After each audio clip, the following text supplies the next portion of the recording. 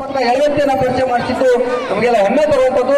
ಇದೇ ರೀತಿ ನಮ್ಮ ಕೂಡ ಆಗ್ಲಿ ಹಾಗೆ ಅನ್ನೋ ಒಂದು ಮಾತನ್ನು ಸಂದರ್ಭ ಹೇಳಿ ಎಲ್ಲ ಕ್ಷೇತ್ರದಲ್ಲಿ ಕೂಡ ಆಕೆಯ ಸಾಧನೆ ಆಗ್ಲಿ, ಅವಳಿಗೆ ಬಾಲ್ಯದ ಮಹಾಂತ ಶಿವರಿಗೆ ಆಶೀರ್ವಾದ, ಎಲ್ಲ ಗುರು ಹಿರಿಯರ ಆಶೀರ್ವಾದ ಸದಾ ಇರ್ಲಿ ಹಾಗೆ ಅಂತ ಅವಳ ಸಾಧನೆ ಕಂಡು ಅವರ ತಾಯಿಯರು ಕೂಡ ತುಂಬಾ ಖುಷಿಯಾಗಿದ್ದಾರೆ.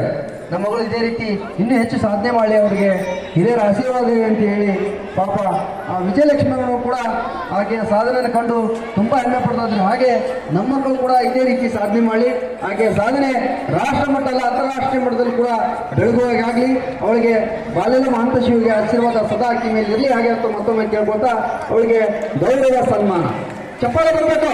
ಚಪ್ಪಾಳೆ ತಗೊಂಡು ಸಂಬೋಧ ನಮಗೆ.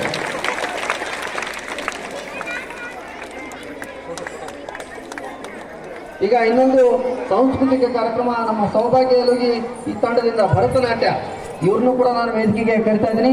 ರೆಡಿ